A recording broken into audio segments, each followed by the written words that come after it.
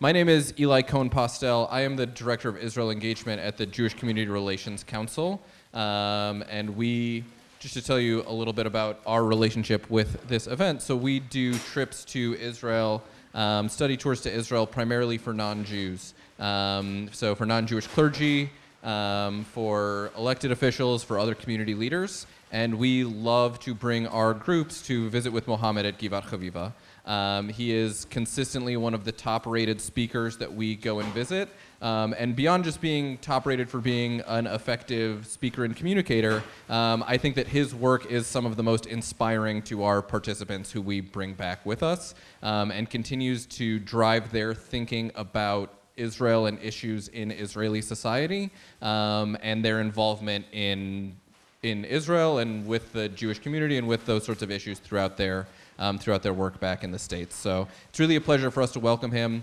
I am responsible for some of our programming follow-up with our alumni. So if there are folks who have gone on our study tours before who I have not had the opportunity to meet, please introduce yourself to me at some point so we can talk about bringing others of your favorites back to Boston to continue your experience and your learning, focused on issues of Israelis and Palestinians, and building bridges between Israeli and Palestinian society. And with that, I'm going to introduce Mohammad, our guest for today. So Mohammad Darawshe is the director of the Center for Equality and Shared Society at Givat Haviva Institute in Israel. He is also a faculty member at the Shalom Hartman Institute and serves as an expert on national minorities at the European Council in Strasbourg. In 2016, he was a Richard von Weizsäcker Fellow at the Robert Bosch Academy in Berlin, researching national minorities in Europe. Between 2005 to 2013, he served as co-director of the Abraham Fund initiatives, and previously as elections campaign manager for the Democratic Arab Party and later the United Arab List in Israel. He holds a BA from Hebrew University in Jerusalem and an MA in Peace and Conflict Studies from Haifa University. He is considered a leading expert on Jewish-Arab relations, has presented lectures and papers at the European Parliament, NATO Defense College, the World Economic Forum, Club de Madrid, U.S. Congress, Herzliya Conference, and Israel's Presidential Conference. He won the Peacemakers Award from the Catholic Theological Union and the Peace and Security Award of the World Association of NGOs, and was the Leadership Fellow of the New Israel Fund. In 2008, he was elected as a council member in his hometown Iksal. In 2009, he served as a member of the National Committee which drafted the coexistence education policy. He frequently appears on Arab satellite TV news programs analyzing current Israeli political and social trends, and he has served as a member of strategic planning team of the Authority for Economic Development of the Arab Sector, the executive board of the One Voice movement, and the executive board of the Civil Leadership. He is married with 4 children and lives in his hometown of Iksal, and we are honored to welcome Mohammad Darawshe to Harvard Divinity School. Thank you so much for joining us.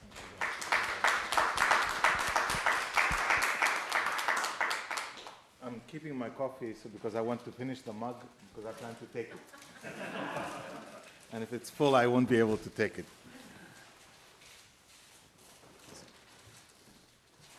So first, I would like to thank the Harvard Divinity School for hosting me and to thank the JCRC for facilitating that. So Jeremy, Eli, and Nahmath, really great pleasure to be with you again and with your colleagues and friends that you bring to Israel and that you are bringing here to this session as well. We have time, so I'm going to, which is not usually the case when you come to Israel. You're usually rushing, and I have to pack my presentation in light messaging type of format, so today I'm going to take it easy. We have until 2 o'clock. I know 1 or 2 people that have already warned me that they're going to be leaving, which is fine. I will not be offended. But this topic deserves to be really dealt with in depth. And I'm going to talk for probably about 45 minutes and then open it for discussion. So I'm also talking about things that you want to hear and not only things that I want to say. I was asked if I have a PowerPoint. My answer was, I try to be the power that makes the point. So I don't need that technical support. So I hope, again, eat. I'm happy with you eating. This is actually a comfortable setting for me. When you're comfortable, I'm more comfortable. What's our topic? Our topic is challenges and opportunities for building a shared society. what's this term, shared society? It's a new term that has been introduced. I'm happy and honored to say that I'm one of the first people that created this terminology, at least in the Israeli scene, back in 2005. What was the term that was operating before? There were two terms. One was called coexistence, and the second was called dialogue. Between whom? I'm backtracking a little bit with you. It was between the Jewish and the Arab citizens of Israel. In 1948, Israel was created, and my grandfather's generation found themselves behind the enemy line. They found themselves citizens of the state that they were trying to prevent its creation. It's not a population that immigrated to Israel. Actually, Israel immigrated to us. We're in the indigenous population of the land of Palestine, which became the state of Israel. And we became citizens of the country that said to us, I'm not your state. From day one, Israel said to us, I'm the state of the Jewish people, and you happen to be here. Would probably prefer if you are not, and if you find your way eastwards towards Jordan, it'll probably be better. And until about 1966, this was the official policy of the state, to convince us, to make us comprehend that this is the state of the Jewish people, not the state of its citizens. Yes, a democracy, but for the Jewish citizens. And for the non-Jewish citizens, we were under military rule until 1966, which was not a very comfortable relationship to have. Basically, that was, I would say, the mother of all sins in Israel's history in its relationship to the Arab citizens, was that two-layer society that lasted for about 18 years. Now, if you read, and I made it my life work to read the materials that relate to the status of the Palestinians who remained in Israel, if you read the government decisions in 1948, that was 5th of October 1948, to install this military administration on all Arab citizens in Israel, by the way, negating the Declaration of Independence. The Declaration of Independence, which was announced on the 15th of May, said that Israel is Jewish and democratic as two equal values. But it also said, it invited the Arabs of the land, that was the term that was used, basically my grandfather's generation, to stay and be part of building of the country, with three promises: social, economic, and political equality. Social, economic, but also political equality. That was the promise of the founding fathers of the state. Often I get the question, how do you compare Israel to what was the South Africa in the past? And I say, huge difference. In South Africa, you had to eliminate the system and create a completely new system to make it a just society.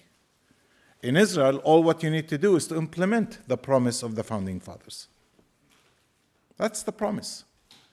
That's a promise according to which my grandfather decided to stay home, because they gave him that window of opportunity in the Declaration of Independence. And for him, this was a better option, a better alternative than becoming a refugee in one of the neighboring Arab countries. And for that, I really thank my grandfather.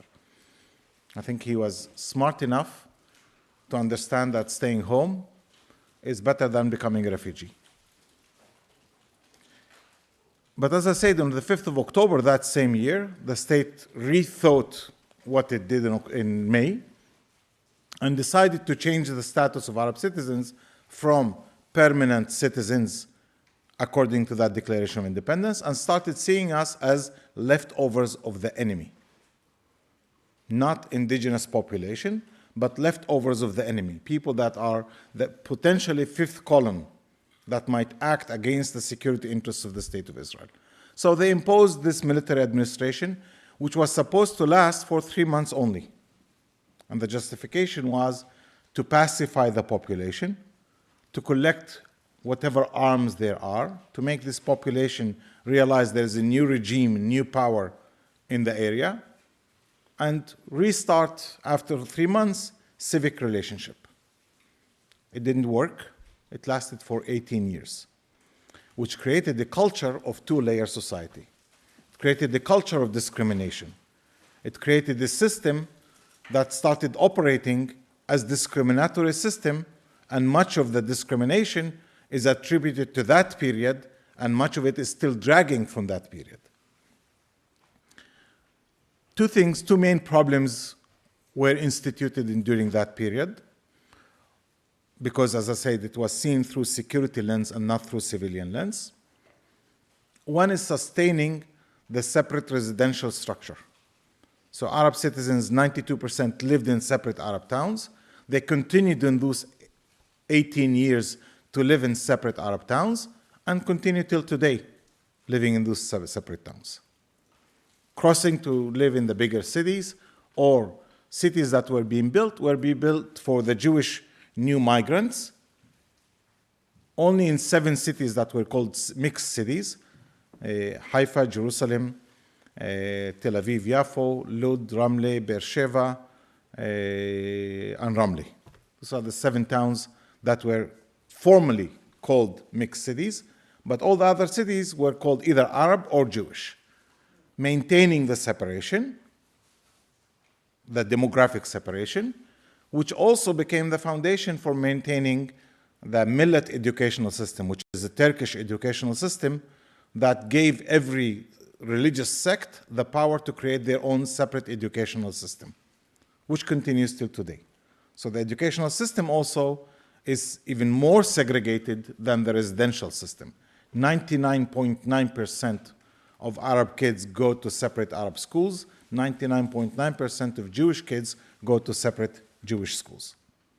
So we inherited geographic separation, we inherited educational separation, and all of that is operating beneath a regional conflict, national nature, often is getting even religious nature, identity-based conflict, that transcends animosity into the communities. And the result is very natural. There are 2 bodies that research what we call racism in Israel, and you get the result of almost 68% of Israeli Jewish kids having racist views against Arab students, against Arab citizens, and about 57% of Arabs having racist views against Jews. With a margin of error of about 4%, it's as bad. We get sick with the disease of racism. And the foundation for it is the separation, geographic, educational, and the conflict that hits us every single hour. You hear the news of violence, you hear the news of political polarization, of identity-based politics, so it's natural to become racist. I do not blame the kids that develop racist views.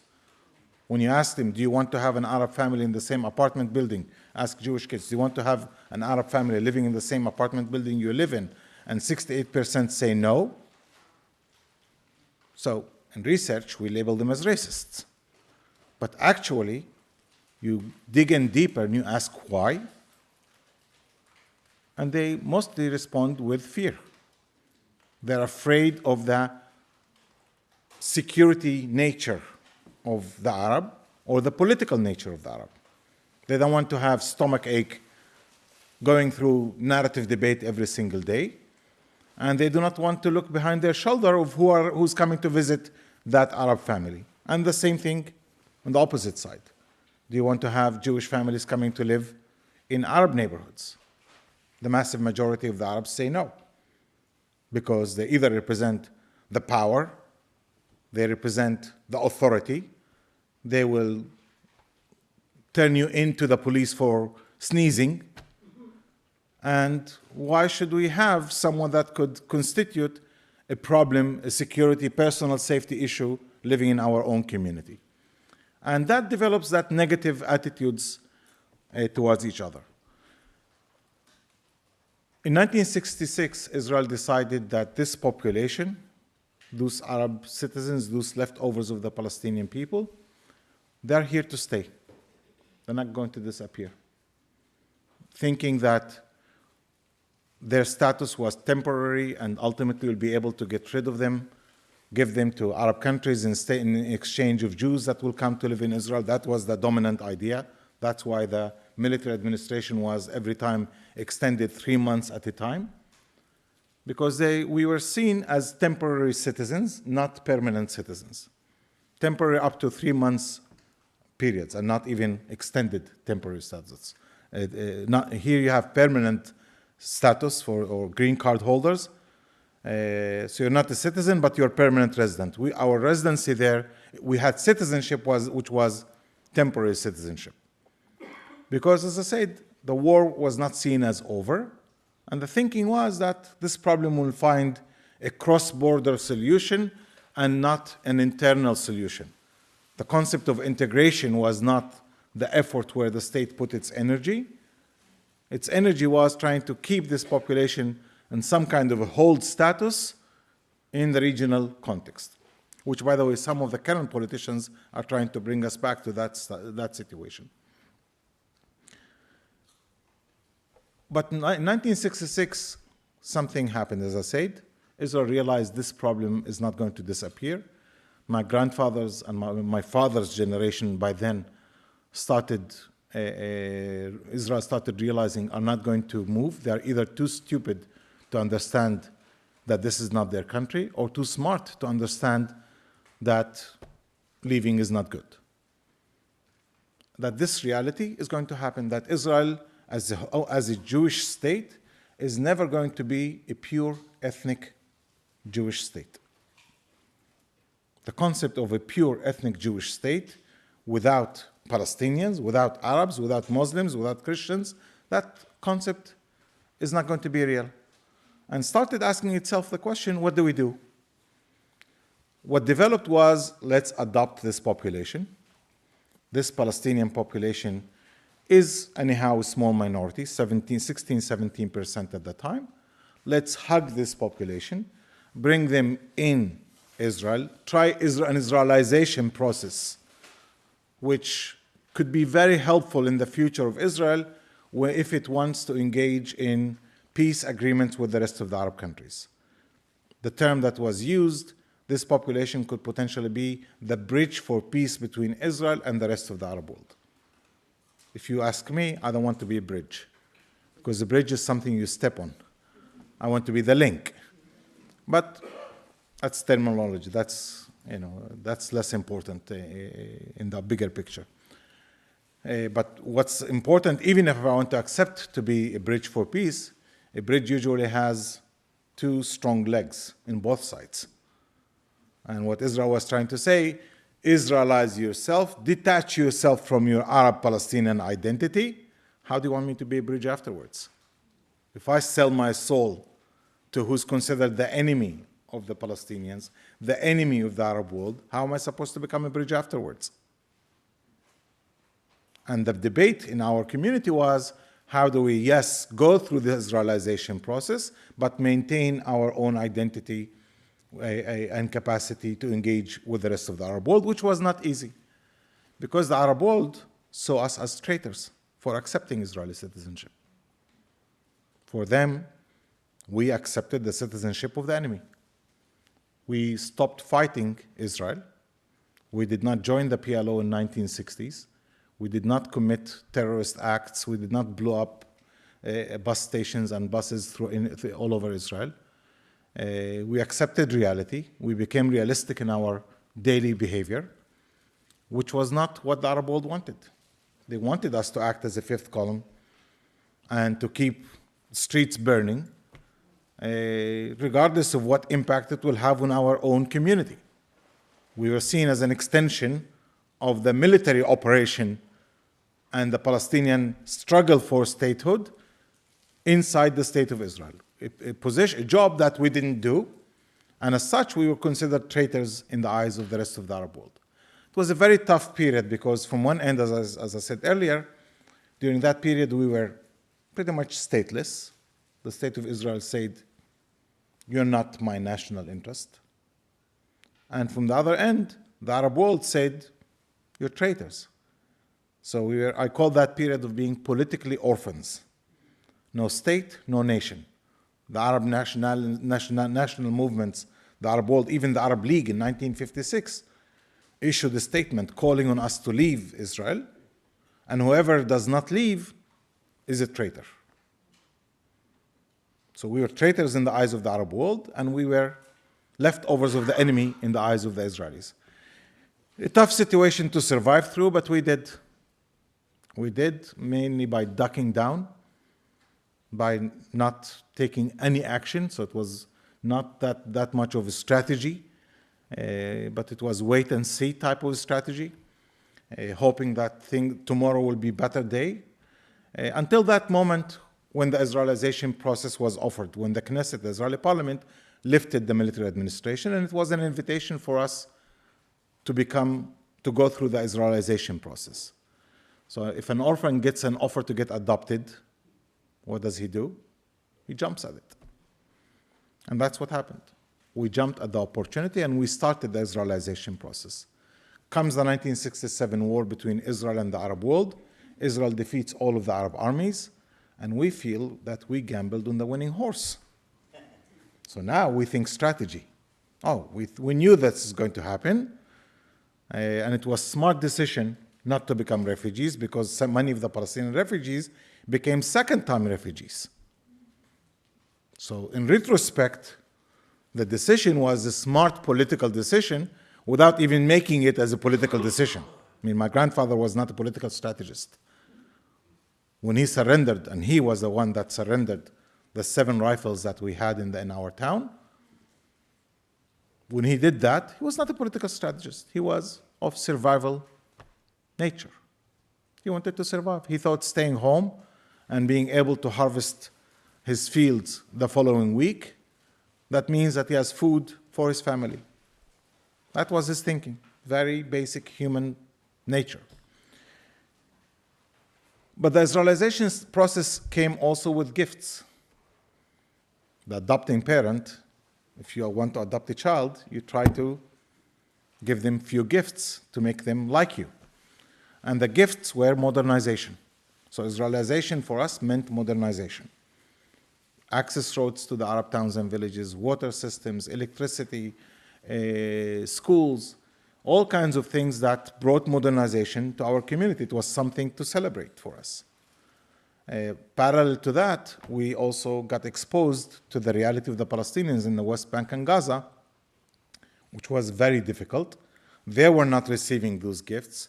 They were under military occupation still. But when we started comparing ourselves to their status, being Israeli meant something significant. So we wanted, it even enhanced our Israelization process. That lasted until 1976. 1976, we stopped comparing ourselves to the status of the Palestinians in the West Bank and Gaza, and we started comparing our status to that of other Israelis. You know, with food comes appetite. You start eating, and you're eating an apple, you think it's sweet, you continue. We started eating the bites of the Israelization, enjoying it, and we wanted the full Israeli package. We started reading about democracy, about the legal system of the State of Israel. After 1966, we were allowed to start going to universities. We had lawyers graduating. We had political scientists graduating. And we started wanting to behave and treated as Israelis, as the way Israeli Jews are treated, and not the way Palestinians in the West Bank and Gaza are treated. We changed our point of comparison from the status of people under occupation, or from where we were until 1966, and started the comparison with the Israeli Jews. We said Israelization all the way. There's no halfway democracy. There's no halfway Israelization. There's no halfway civic relationship. Equality became the topic. Parallel to equality, the term coexistence started developing. In 1966, as part of the celebration, we started using the term coexistence. But quickly, the new term that started coming in was equality. Most of the Jews in Israel would say to you, Equality will come if we know how to coexist. If we have good relations, the outcome of coexistence will be equality. If you ask the same question to the Arab citizens, they'll say the exact opposite dynamics is needed. First of all, equality. Let's be in the same base of legal, social, economic status. And the outcome of equality will be good relations, will become coexistence. It's like two ends of a spectrum, equality and coexistence. One says this leads to that, the other says this leads to that.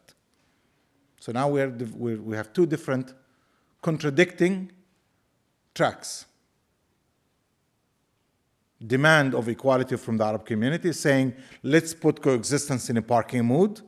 It's not about eating hummus together and enjoying a wonderful meal and singing peace songs and having nice t-shirts that tell you the story of peace. If we know this is going to bring us equality tomorrow, then we'll engage in it. Otherwise, let's put it aside. And we went through a debate between 1976 until the year 2000 of what comes first, equality or coexistence.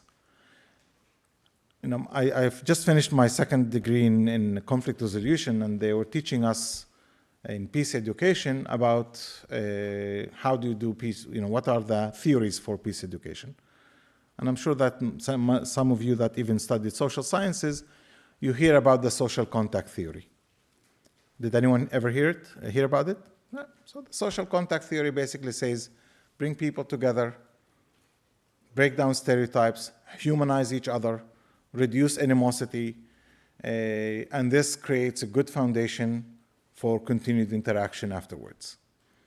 The problem that I wrote about this couple of articles, the problem with this in our context is that coexistence was in an environment of, I want to use the analogy, in the environment of a horse and a rider reality.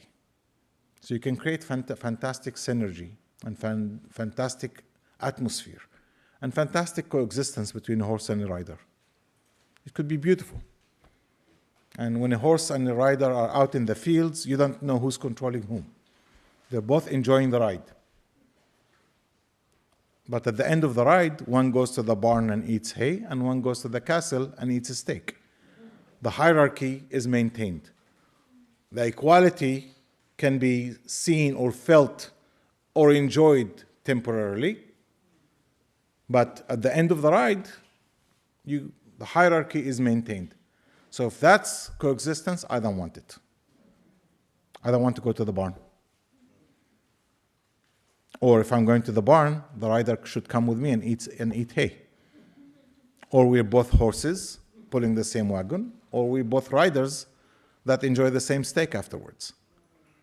So the concept of equality is a need if you are on the receiving end of discrimination.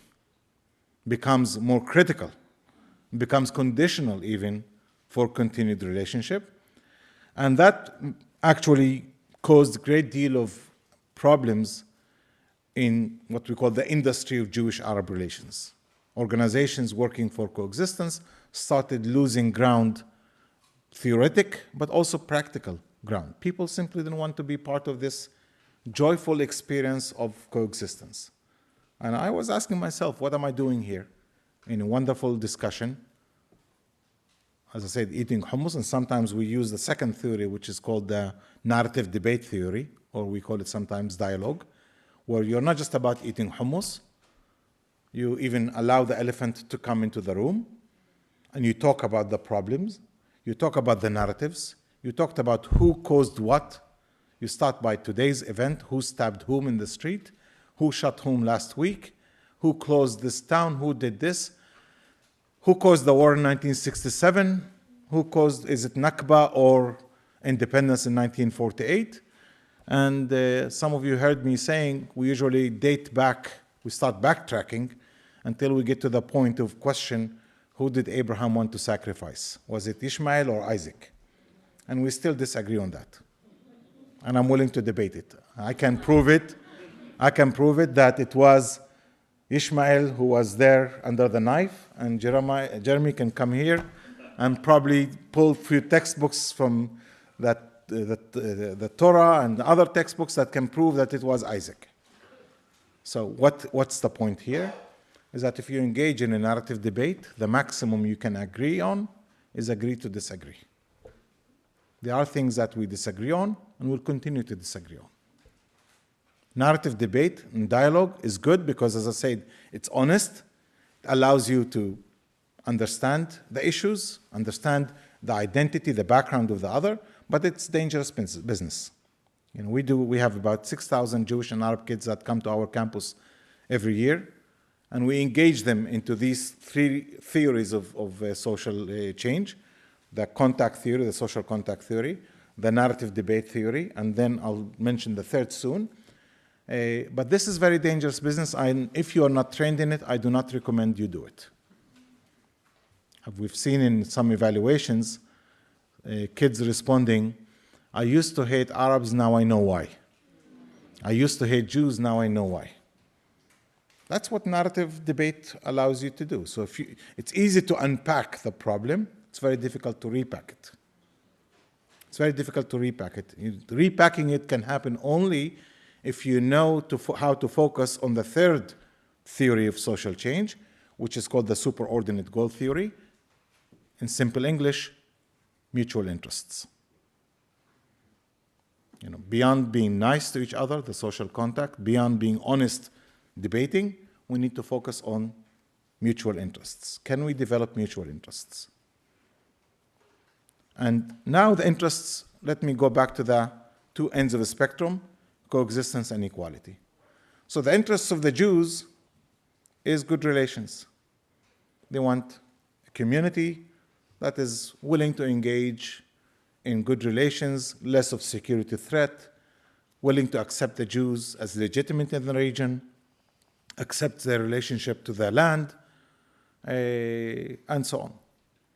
The interest of the Arab citizens is equality. Now, how do you make these interests meet? Only if you're able to identify mutual interests. So I'll give you a few examples. I'm conscious of time, so I want to leave some time for discussion, not just a lecture. I'll give you a few examples. In 2000 and in the year 1999, I tried, together with a few friends, to challenge the segregated educational system. I looked at the American experience of busing in the 1960s and thought, wow, this is a fantastic idea. This is the way to break the segregation. This is the way to create a new generation that studies together, that gets realizes that an African American and a white American can be normal human beings to each other. They develop friendships, and those friendships will transcend afterwards to other places in leadership in society. And we put together an organization called Hand in Hand, which succeeded in creating a joint Jewish and Arab school. Another organization did it at the time called Neve Shalom, who also created a school of peace. And slowly we started building more and more of those schools. We even made it up to 7 schools today. We can pat ourselves on the shoulder, but it's 7 out of 6,000. The remaining 5,993 are still separate schools. So usually when I talk to donors, and I don't identify any donor here, otherwise I would have talked differently, I would celebrate that success. We did manage to create 7 fantastic schools against all odds, without government support. But if you're thinking project-wise, you keep patting yourself on the shoulder. If you think in strategic terms, you ask, what about the remaining 5,993? What do we do with them? They still produce 68% racism and 57% racism. What do you do with them? So in 2005, I thought, I presented the project to the Ministry of Education. I said, I understand your reservation from funding joint educational systems. What if we do not bus children? What if we bus teachers? Jewish teachers in Arab schools, Arab teachers in Jewish schools. They said, it's not going to work. You're not going to find schools willing to accept the other. It's going to be another boutique project with another 6 or 7 schools like that. We started with 6 schools in 2005. Today there are 570 schools like this in Israel. I'm sorry, 630 as of September 1st. 630 schools in Israel. That's already more than 10% of the educational system in Israel that has this exchange of teachers.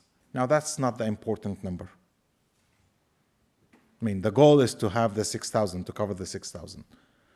And not with one teacher in the school, but with 2 teachers in every school. But the results of measurement that we conducted last year showed tremendous impact. We measured the 74 Arab schools that have Jewish teachers right now. We did a deep evaluation, and we found that for 68%, 69% even, of those children, that was their first meaningful encounter with a Jew. What's a meaningful encounter? Where you're able to have a relationship with a person. Non-meaningful, you meet a bus driver who's Jewish, or you have an interaction in a cafe with someone that you pay him or something. That's not meaningful encounter. That does not do anything significant. If someone is a cashier, that's not the idea. Meaningful encounter where you develop some kind of a discussion, you engage, you develop a long-term relationship with that person. 69%, that was their first and only also meaningful encounter. But the more important result was for 92.2% of them, this encounter transferred their perspectives about the Jews to the positive, or to more positive perspective, not to the positive, but to more positive than what they had in the past. The rate of racism among Arab kids that went into those programs dropped from an average of 57% to an average of 8%. Among Jewish kids that have an Arab teacher, the rate of racism dropped, and usually this drop happens 2 years later. After 2 years, that's a measurement. The rate of racism drops from 68% to somewhere around 10%, which leads us to believe one thing. Racism is not a gene that you're born with. It's a skill that you develop. It's a skill that you learn, but it's a skill we can help you unlearn. There are pills against racism. And the pill in this case was 2 years of a teacher from the other side being with you once a week, forcing you to look at the other not just as a security case, not just as a political case, but as a personal human case. You like their haircut or you don't like their haircut. You like the colors of their clothing or you don't like it. You like the kind of shoes they choose. They're absent in strange holidays that you've never heard about. Suddenly you want to know about those holidays. They tell you about the story. They were absent because they had a brother who got married. Oh, so you think about them as people with families. You ask about, they're happy, they come back with the cookie or something sweet because their sister had the baby. And you ask about the name of the baby. So suddenly that Jewish teacher has a name, and they have nephews, and you ask about their names. Suddenly that Arab teacher has a holiday, and you know that that holiday is associated with a certain cookie, with a certain spice that goes with the dates. You humanize the other. And that's why we stopped talking about coexistence and started talking about shared society, as the component is the human aspect. How do we humanize relations and not just keep it on shared interests? Another project that we became a very important, successful foundation for our work. In 2003, there was a commission that investigated October 2000 clashes that left 13 Arab citizens killed. A commission that gave us, I would say, became the Bible for this industry of coexistence organizations. But what we got out of it was the pragmatic approach. Let's stop being idealists and start being practical about how do we approach these problems. Israeli universities had, the percentage of Arab citizens is 21% of the population. But we only had 3.5% of the student population. Why? Because universities were creating obstacles against Arab students from entering universities. The idea was the inherited syndrome of treating the Arab citizens as enemies, leftovers of the enemy, that syndrome of these are temporary citizens. Why should we even allow them to our schools? I went to Hebrew University. I was a rare scene in my age in the 80s. We were very few. We were looking to, trying to hear word in Arabic and run after it to try to make sure that we have some kind of friends or colleagues in the school. We were being treated as strangers. We're seen as strangers at the university. And we started discussing with the universities, what's your job? What's your mission? Are you here to train? Are you here to sustain the Jewish dominance? Or are you here to train the next labor market or the manpower for the next labor market? So in certain areas, there was no one to talk to. In certain subjects or certain faculties, there was no one to talk to because they did see themselves as part of the sustaining of the dominance of the Jewish population and the profit and the benefit of the Jewish population. But we started identifying some cracks. The first crack, by the way, was in the health industry. Many Israeli doctors were immigrating to the US. Most of the Israeli population, Israeli Jewish population, is relatively an older population because it's not, the growth, the population demographics, it's an older population than an average population anywhere else in the world because many people that immigrated to Israel, they immigrated older, as older people and not as young people, not many children. And the population was aging and accumulating also needs for health. Now, Israeli medical industry needed doctors, needed nurses. And the Arab citizens were not allowed to go into the military. So if you're a smart person, you thought you wanted to have military career, cross that.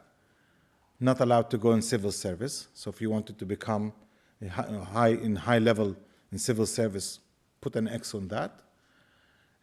Finance also closed. High tech was not even present then. So if you're smart, you go to try to get accepted to medical school. The result was that the Israeli academia and universities started putting pressure to open and lift those limitations. Now, 15 years later, the percentage of Arab doctors in Israeli hospitals is 23%. We're higher than our rate in the population. We're also 28% of the nurses. We are 35% of the dentists. We are 46% of the pharmacists. Go back to the needs, superordinate goal theory. The Jewish population had a need. We built the capacity in the Arab community. Perfect match. Now, we're talking about a massive population. Now, this population is beginning to create what we start identifying as a middle class, and as an Arab middle class that is making money. And where do they spend that money? They usually spend it in the Jewish community. So they start going to restaurants, they start going to movie theaters, they begin to change the public scene in Israeli Jewish towns, in the Israeli shopping malls. It is changing the scene in the traditional Israel. The concept of shared society is becoming different concept than in the past. In the past, you would never see an Arab family sitting in a restaurant in a Jewish town. If there would be an Arab, he will be the waiter. Today, it will be the doctor that works in the nearby hospital. And that challenges the perspective of the Jewish population about that family they're willing to tolerate speaking Arabic. For them, that Arabic is not the language of the enemy. It's the language of their doctor. It's the language of their pharmacist. That makes a mindset shift in the way people relate to each other. This is a success story, and the question is that we are facing is how do we copy it in other arenas? How do we bring it to high tech? High tech is 40% of the GDP in Israel. It's 40% of the economy. The percentage of Arab citizens in high tech is only 3% of the employees. How do you do that? It's happening. 23% of the students of high tech in Israeli universities today are Arab students. Now, it's not enough to develop an appetite within the Arab community to want to study high tech. It's not enough to have the high tech industry saying, we're willing to accept Arab students. The question that we had to face with the universities, how can universities become more receptive to Arab students? By the way, I said we were 3.5% of the student population. Today, we are 17.5% of the student population. A total revolution that happened in 14 years, from 3.5% to 17.5%.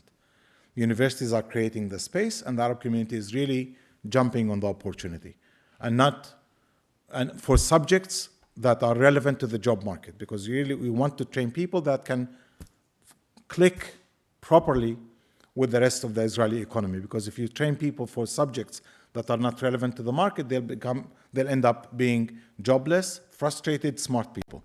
The worst combination. You need to find a way that you really link them to places that they can have proper job and proper income that results from that. So there's a lot of effort right now to try to work with people that challenge the industry from the bottom up, meaning training people with the capacity to become the best of students and the best graduates, but also working with the mechanism with the university so that it's more hospitable for Arab students.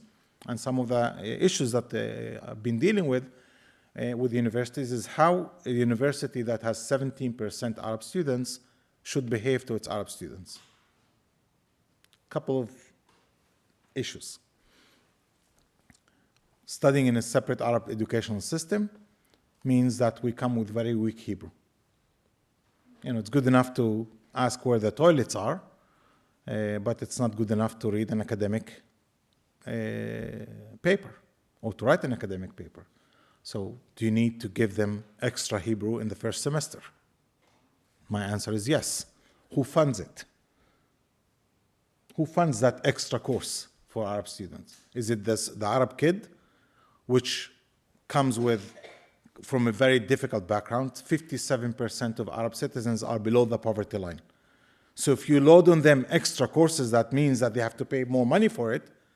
You're dooming them for failure. You might cause them to leave university because you're putting too much financial pressure on them. So you have to find the money to fund those courses, those extra courses for the Arab students. Then there's a question of what do you do if there is an exam that falls on a Muslim holiday? Until about 5 years ago, the university said, it's your problem. It's your problem. And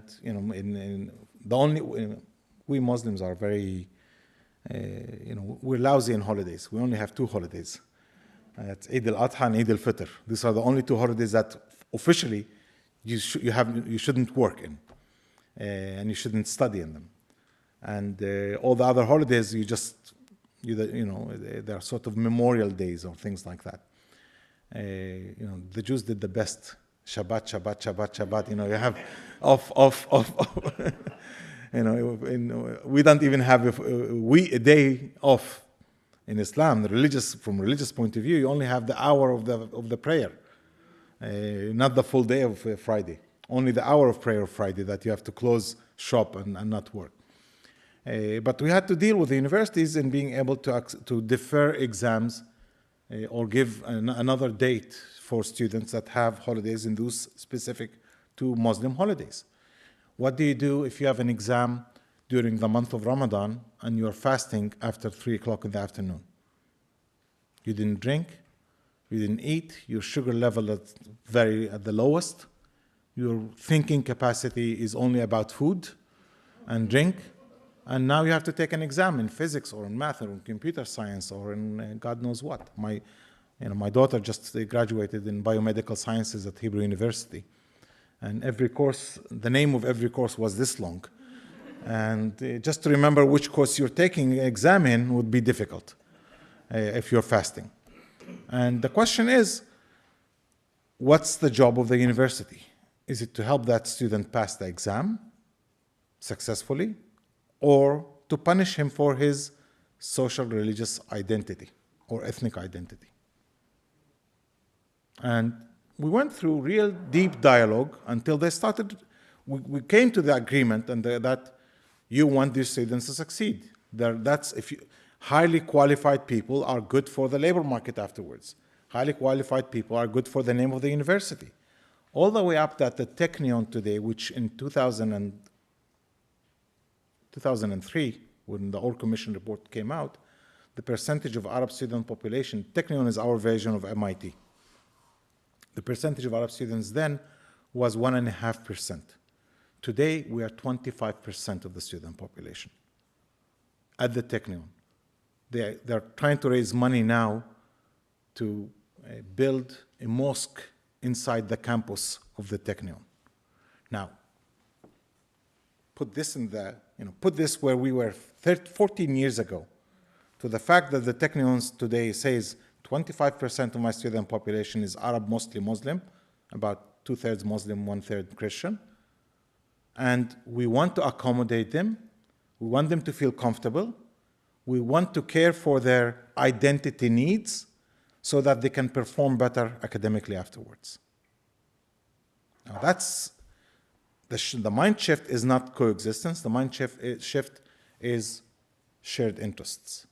Because you want people to graduate from here because they will bring you the branding of the university afterwards. They want to attract the best of students to that campus and prevent them from running to other campuses, such as going to study in Jordan or going to study in the West Bank, which creates two problems. So if you're an Arab citizen that goes to study in the West Bank or Jordan, you come back with two problems.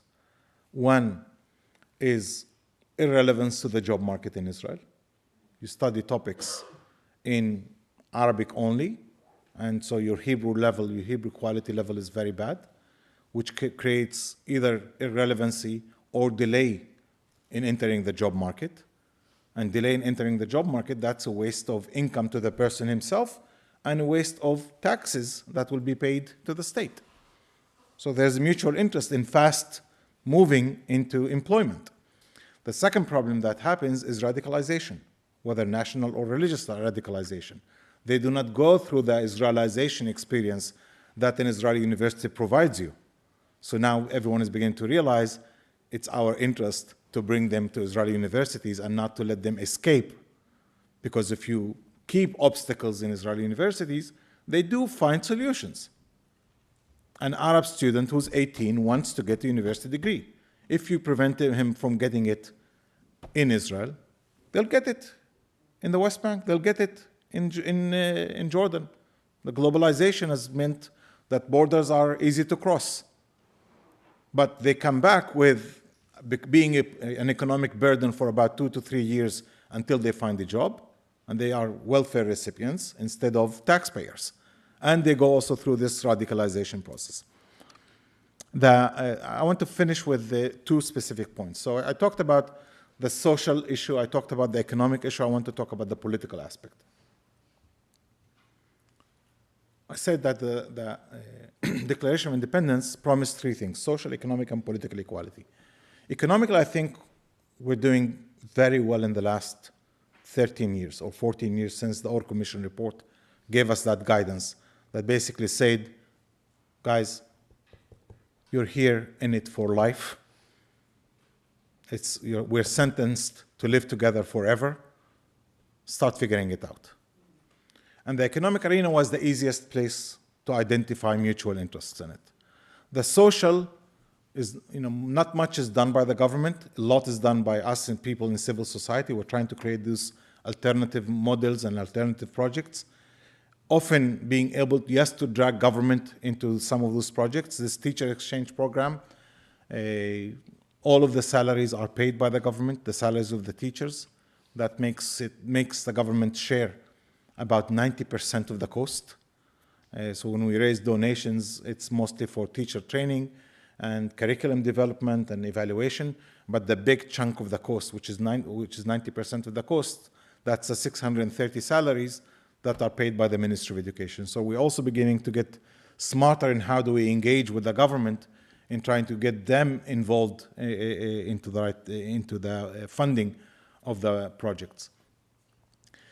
The last thing I want to mention or to talk about is the political aspect. The political aspect is stuck in the narrative debate theory. You hear most Israeli Jewish politicians representing the right-wing ruling parties. The rhetoric is anti-democratic, anti-Arab, that basically sees Arab citizens as potentially economic partners, but not part of the decision-making structure in Israel. They want to maintain decision-making for Jews only and not for Israelis. And one of the best examples is the nationality bill that is being pushed right now in the Israeli Knesset, that is trying to, change that balance between Jewish and democratic, which was established in the Declaration of Independence, by institutionally putting the Jewish nature above the democratic nature of the state. And it's a bill that is being discussed right now, very dangerous bill in our view, but it's part of what I call the vertical approach in discussing the status of the Arab citizens. With the absence of a constitution, this kind of effort becomes very, very dangerous. It actually negates much of the work that we're trying to create for shared society. And that you hear also Arab politicians debating it also from the same place, coming to say, no, we should eliminate the Jewish nature of the state and talk about the state of all of its citizens. While the Jews say, no, it's a state of the Jewish people, meaning it's a state of the 79% who are the citizens of the country and the state of the Jews who live outside the country. The Arab citizens are saying, no, no, no, no, it's a state of the Arab and Jewish citizens of Israel. Does not belong to the Jews outside the state of Israel. Who are the shareholders? Do we have two shareholders who are the Jews in Israel and the Jews outside Israel? Or do we have two shareholders who are the Arab and Jewish citizens of Israel? Or do we have three? The Jews in Israel and outside Israel and the Arab citizens. That's a debate right now that's going through, which is mostly, as I said, in the narrative debate layer, which gets us nowhere. It's actually poisoning the atmosphere.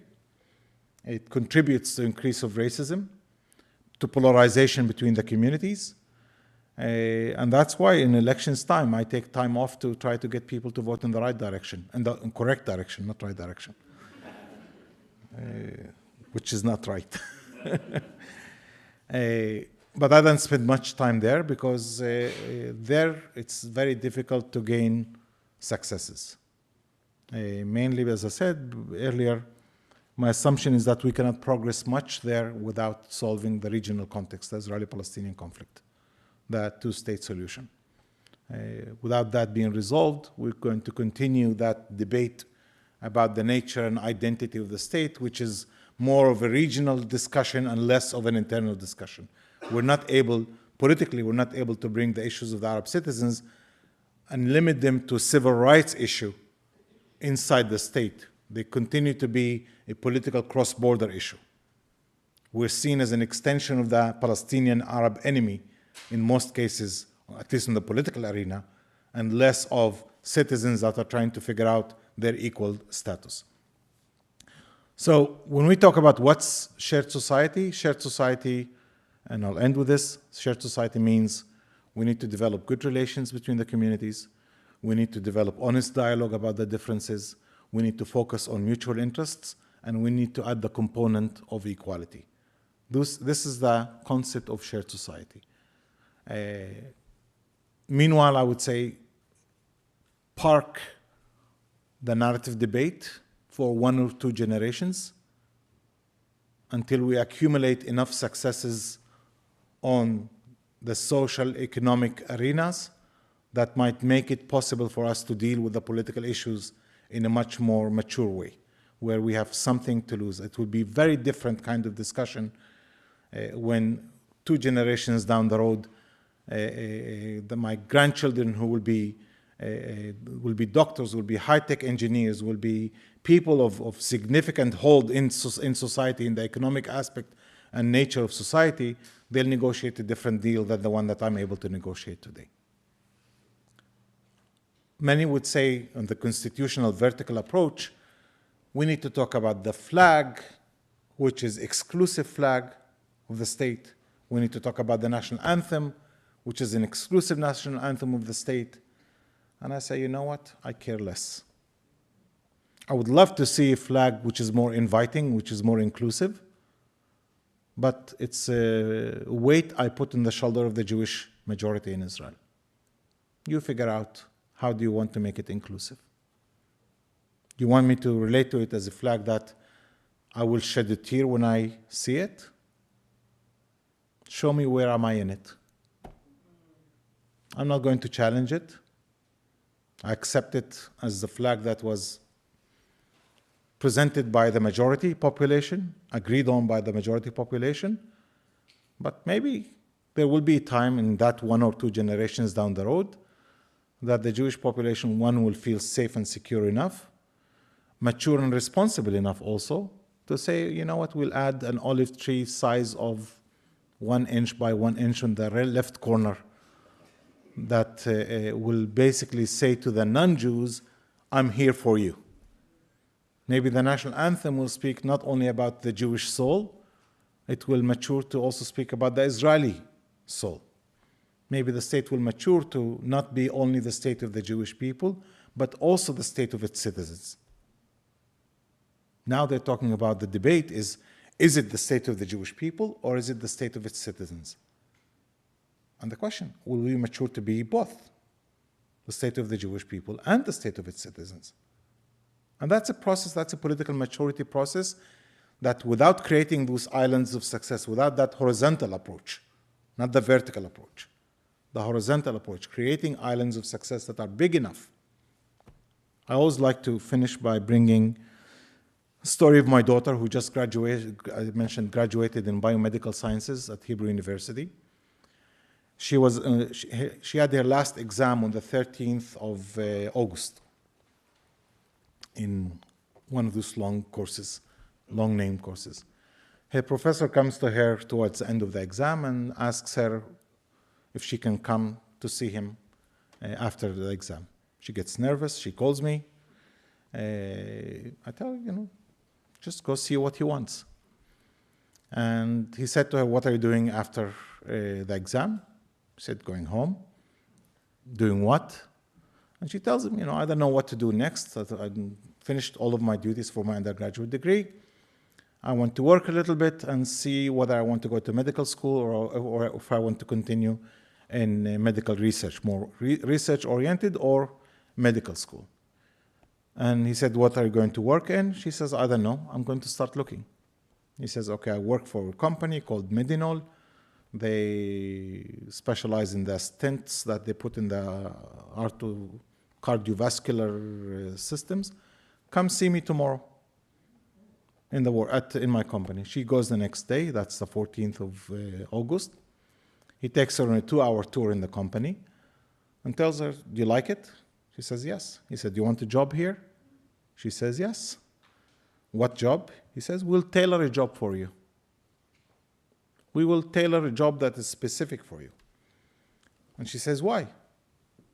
He said to her, I saw how you worked with your Jewish colleagues And there are 2 students out of the 73 graduates that I want in my company, you and that one specific other Jewish colleague. She said, I don't want to commit for more than a year. He says, even 6 months, whatever you want, just come. So she happened to become the first Arab employee in a company of 755 Jewish employees. She's the first, she's the youngest ever, works in the R&D department. But what's the story telling? It tells 2 things. One, her capacity to be fit. And here, I always say to people when I speak in Arab schools, almost every week I'm in a different Arab school, the burden of success is bigger on our shoulders than it is on the majority Jewish population. By the way, it's the same burden of success on the Jews outside Israel. It's the mindset of a minority. You need to work harder, you need to bring better grades, you need to perform in higher performance capacity than the average Israeli citizen. And she did that. The second is your capacity to engage with the others, people not of your same identity. Your human capacity to engage with them, your willingness to accept them, to go to work with them on projects, to work with her peer Jewish students on projects and contribute to their mutual success. That's a mutual interest theory. Not thinking that, oh, they're Jewish, I'm Arab, but eliminate that identity when you're working on a joint mission. Focus on your target, focus on success, focus on your mutual interest. And the third, what happened there was the willingness of the representative of the majority, the Jewish population, to create space for her, which was based on developing some trust over the last 3 years that he's met with her, he got to know her, that he was able to take her to home, to his company also, where he's also a shareholder. So it was a change that he went through to say it's time now that this $5 billion company opens its place to bring in the first Arab employee. The amazing part is that we know also now from research that the company that gets one Arab employee is more likely to get another Arab employee within the next 12 months. So once you get one person, one foot in the door, it keeps the door open. Creating the first crack is always the difficult thing. And we know this crack can be created only in personal interaction. Not policy from the government, not big capital P politics, but what I call in small pieces of peace. Small piece, one by one, child by child, that's how we can create the difference. It is islands, and those islands are not connected yet. At some point, the question is how do you connect those projects of education, employment, Arab women into the labor market, creating civil society organizations, teacher exchange programs. At some point, we need to start connecting those dots where we can start talking about something similar to the civil rights movement that was able to challenge the political structure and force politicians to start paying attention and say, okay, now we visit that constitutional concept of the status of the Arab citizens, where we make the concept of shared society not projects, we make it the identity of the state. Thank you very much.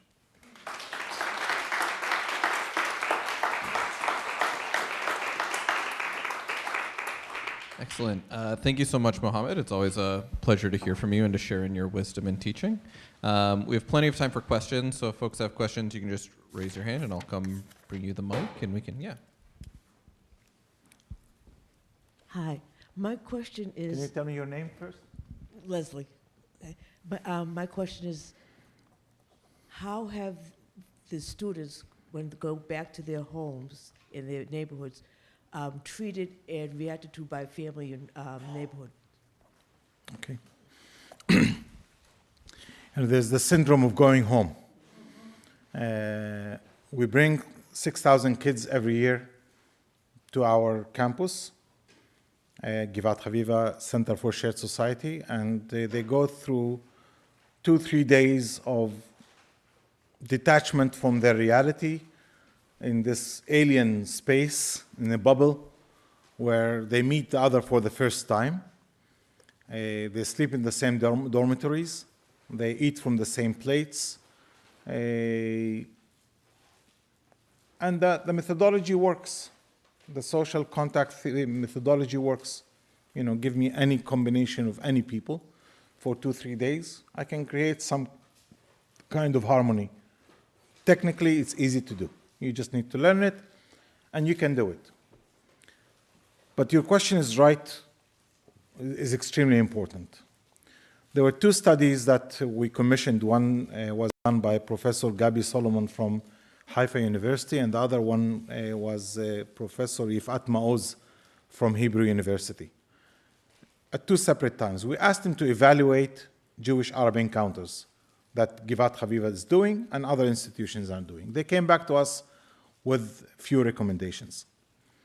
One, they identified the going home syndrome.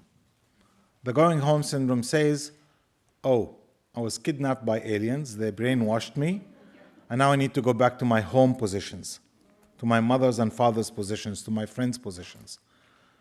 And the question is, do you train them to be social change agents, or do you make them feel that they actually absorbed an alien concept and thought?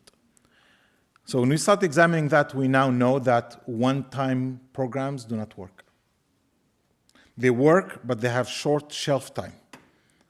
The impact lasts anywhere between 1 to 12 months. After that, home takes over again. So you affect people. If it's a one-time meeting, you affect them, and the impact can last for 1 or 12 months. So recommendation number 1, constant, not one, but many times you need to meet the person many times, the encounter, instead of bringing people for 3 days, spread those 3 days over the year. So it's 1 every semester. And if you have financial capacity, do 30 of those kind of meetings. And it affected the way we do programming. So we have a program called CTC, Children Teaching Children, for which we won the UNESCO Prize for Peace Education. We're the only organization in the Middle East that got the UNESCO Prize for Peace Education, because the quality of this program basically started pairing Jewish and Arab classrooms together for 1 study day every 2 weeks. Kids come for 1 day, the same kids, they come for 1 day of study, joint study. They study languages, Arabic and Hebrew, civics education through different perspectives, history through different perspectives and narratives, and geography. 4 topics that they study together, 1 day every 2 weeks. And here we don't have a go home syndrome or return home syndrome, because it's constant. It happens to them every 2 weeks for a period of 3 weeks. By the way, we don't also have the problem of the returning home syndrome with the teacher exchange, because the teachers go to the kids' environment, and the change that happens there happens in their own home environment, which all of it is changing, and not just that specific one group that came to our campus. So doing work back in the community itself is much more important than bringing people to our own campus. And in that program, we have today more than 180,000 kids into this program. Another way we're dealing with this is that, we used to take almost any 2 schools that wanted to have an encounter. One, let's say, from an Arab town, my town, Iksal, near Nazareth, with a school from Tel Aviv. Both are interested. We bring them together. We do the programming with them, whether it's once or 3 or 5 times, and then we send them home. The problem with that is that there's no continuity. So today we do programs only between adjacent towns that have physical geographic proximity, so that kids could potentially maintain some kind of relationship. They can invite each other for a brother's wedding or for a birthday, or they can meet at the McDonald's store, where you're able to maintain some level of continuity and not just this alien experience that is not completely not relevant. But this is an important consideration today in our programming. It affects our target audience, our pairing, and the longevity and the sustainability of each of the program. If you come to me and ask me to invest our organizational money into a one-time meeting, I'm not willing to do that. You need to come with your own money for that. I'm happy to do it, but it's not part of my strategic work. My strategic work has to have the proximity, has to have the longevity in order to realize that it's effective afterwards.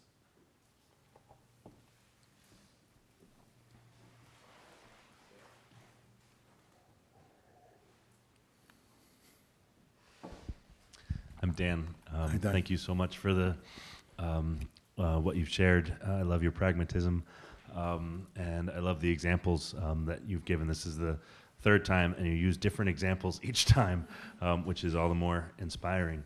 I wonder if you have any examples of islands of success that are not oriented so much towards Israeli Arab citizens, but are there islands of success in your work that involve Arabs in the West Bank or Gaza? And a follow-up to that is, how can North American organizations, is there a role for North American organizations to play in building a shared society? Okay. Regarding islands of success for beyond the State of Israel, I'm announcing at the Harvard Divinity School that on September 1st, we're opening the first IB school, with International Baccalaureate School on campus, which 50% of it will be Jewish and Arab students, and the remaining 50% will be internationals, mostly from the Middle East. So it's going to be an international high school, IB, but with a focus on conflict resolution. Students that will participate will be trained as leaders in conflict resolution. Will even already at high school age, they will graduate as facilitators of conflict resolution or diverse groups. We received the IB International Baccalaureate approval for that. We received the Israeli Ministry of Education approval for that.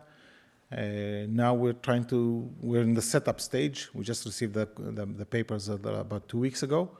And we're in the setup stage. We hope to be able to open in September 1st, at the latest September 1st the following year. But it's in line of thinking of how do we export our knowledge? How do we export beyond just the civil rights aspect of the Arab citizens? How do we go a little bit more regional and contribute to the wider atmosphere? We've done in the past more work with Palestinians, Egyptians, and Jordanians. But since 2006, since the boycott movement started taking over after the Hamas took over the Palestinian Authority at the time, and then a split between Hamas and the Palestinian Authority, there was a lot of rejection in the Palestinian side and the rest of the Arab world for any kind of Jewish, Israeli, Arab interaction. All of the what's called people-to-people type of programs started receiving a lot of opposition in those countries, which made it almost impossible to do this work. I tried in 2011, I was co-founder of the One Voice movement that was still trying to do work cross-border. But again, we're going back to the same cycle that Palestinians that get engaged in this, they get very quickly delegitimized because the discussion there is mostly focusing on political resolution before social resolution. Get the political stuff out, the diplomatic stuff out, the conflict needs to be resolved on the two-state level before we legitimize normalization, and it's seen as normalization. When you come and you bring the same concept inside Israel, we don't have that kind of obstacle that says this first, and then we deal with other matters. The idea of the islands of success, if you bring it cross-border, it becomes much more difficult for the Palestinians, specifically the Palestinians in the West Bank, to accept it. And that's why the only place I think we can focus on is on leadership training of individuals. Not mass-scale projects, but leadership training of specific individuals that can develop the capacity to be leaders in this field in the future, such as training people in nonviolence in the Palestinian community. I think the Palestinians should have a massive revolution against Israeli occupation, but for it to succeed, it has to be a nonviolent revolution. Because at the end of the day, their target is to convince Israelis that they should get out of the West Bank and Gaza. And to do that, you need to do it by talking to Israelis and not by harming Israelis. And that the Palestinian upcoming or should coming revolution should be a non-violent way that does not threaten Israelis, but gives them a way to feel that it's about Palestinian independence and dignity, not about defeating Israelis. Now, what should the North American organizations do? A lot. First of all, once again, I want to thank the JCRC for putting this on the agenda. The same is being done, for example, by AIPAC recently in the last 2-3 years. Few organizations are beginning to realize that you cannot cover the sun. You need to expose reality, show the problem, but also focus on the solutions, not just to identify the problem. It's easy to identify the problem. The question is, are you able to identify the solutions? So to give exposure to this kind of work. I'm sure that many people have invented the wheel before us. So who did invent the wheel and what way? I spent 8 months last year in Europe to look for the wheels, to look who did what. We're not the first ethnic minority in an ethnic state that has cross-border issues. What's called kin state. There are minorities that have kin states and they found resolutions. In some cases, I found that we know more than what the Europeans do, and they offered me to work with the Council of Europe on that. There's something called the Framework Convention for the Protection of National Minorities, which is a very developed model of how it works or how it should work. It's something that we should learn from and bring it to Israel. Civil rights movement in America. You got the affirmative action program. I'm learning about its successes and about its failures also. I want to bring the successes and copy them, and I want to avoid the failures because sometimes failures could become an obstacle afterwards. Who do you choose to support? There's a lot of money that comes from the US to Israel. Some of that money goes to settlements. Some of that money goes to establishment organizations, plant one more tree with the JNF. Some of that money goes to just opposition for the sake of opposition. I think you labeled what I said, the pragmatic and practical. Invest your money in pragmatic and practical places where you get results, where you see all of the shareholders and you contribute to the solution, not to the problem. Sometimes if you pick sides, you actually end up contributing to the problem. And I think that what we need is people that recognize the reality of Israel and try to support its integrative future and not its segregative future. And that means what you write in your newspaper, what you write to your congressman or congresswoman, who do you choose to visit when you come to Israel? And that's why I say when the JCRC comes to visit, it gives legitimacy for this kind of work. Who you choose to give donations for on your holiday, and who you choose to focus on in your prayers. Sometimes enough to have a prayer.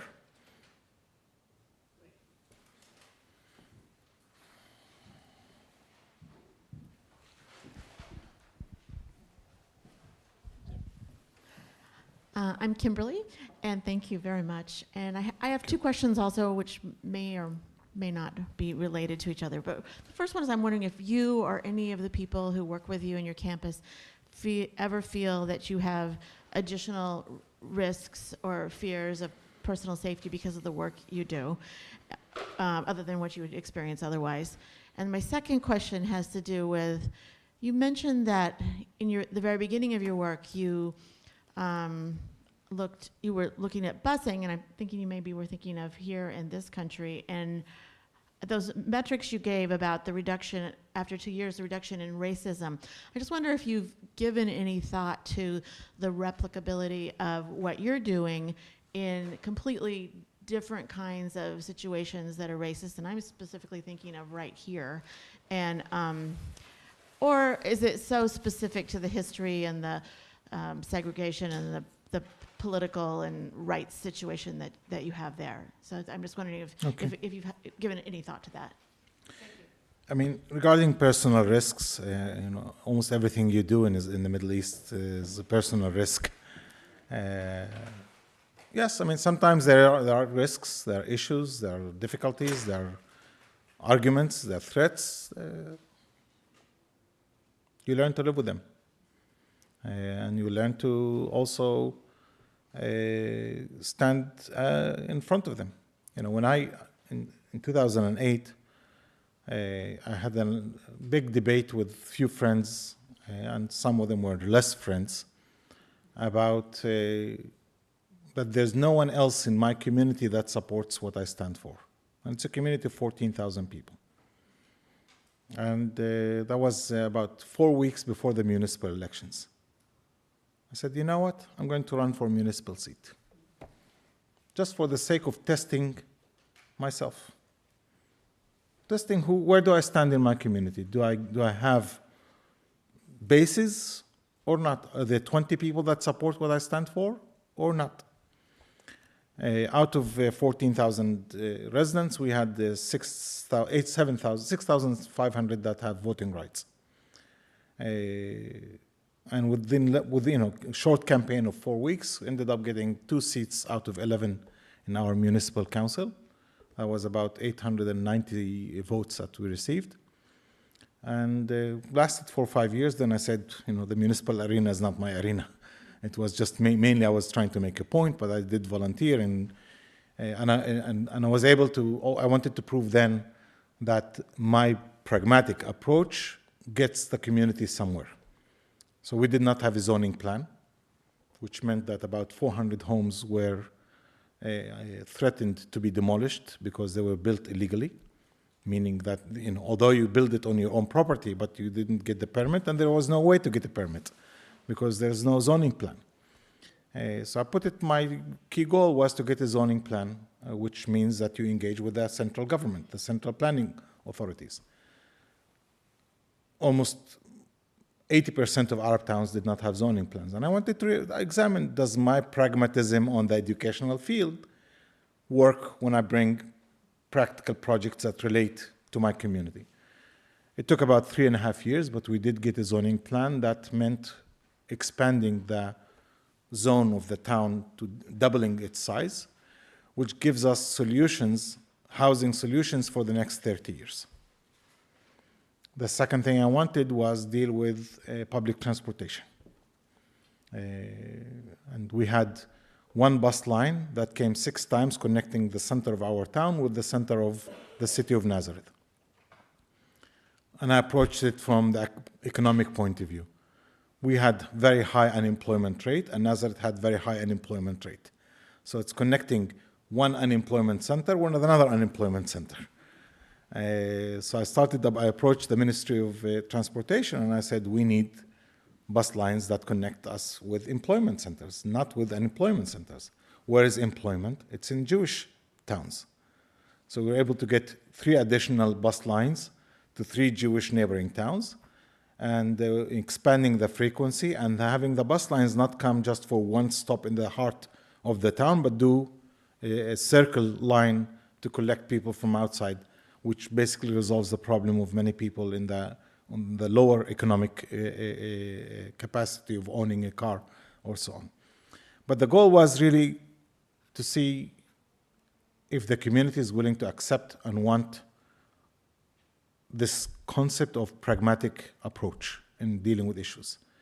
I was still being asked to run for a mayor, which is something I think is too small to be a mayor of a town of 14,000 people. I mean, I love my community. I adore my community.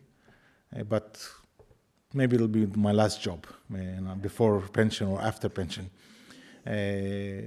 But I think that the risk comes from very marginal groups, not from the mainstream.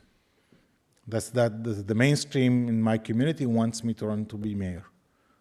And the risks are not from the mainstream. There are few marginal groups, either some that are motivated by nationalist ideology or separatist national ideology or by religious fundamentalism. And, if you face them, you can put them in their place also.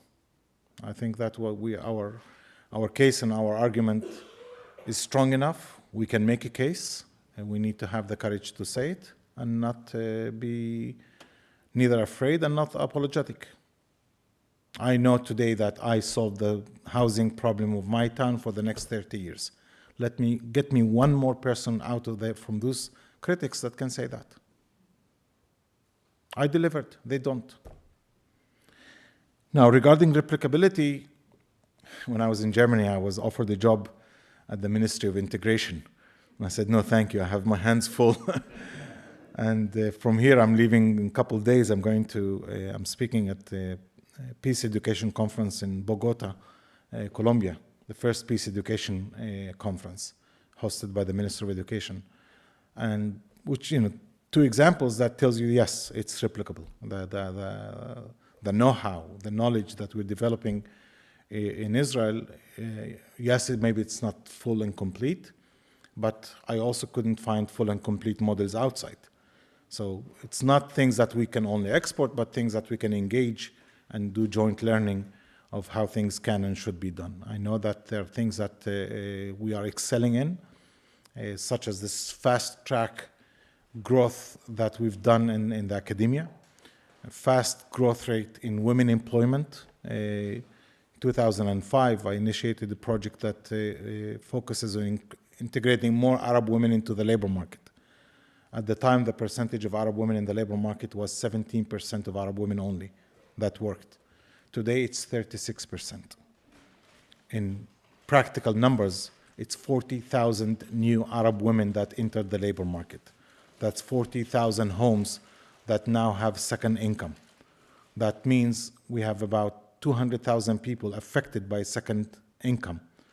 That means about 17% of our population went from below the poverty line to above the poverty line. That's practical delivery. And I think the power of what we're doing today is that we're measuring what we're doing.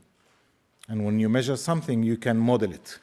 You can model it, and then it can be replicable to other areas.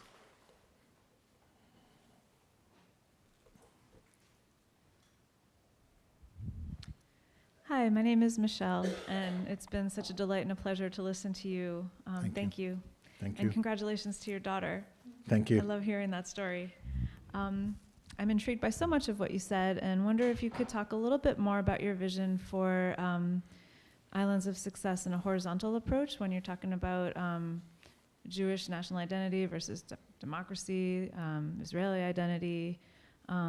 Also, you mentioned that this would be kind of contingent upon resolving the issue of the two-state solution. I wonder if you could touch on that and also one-state solution. Yeah. Thank you. Thank you.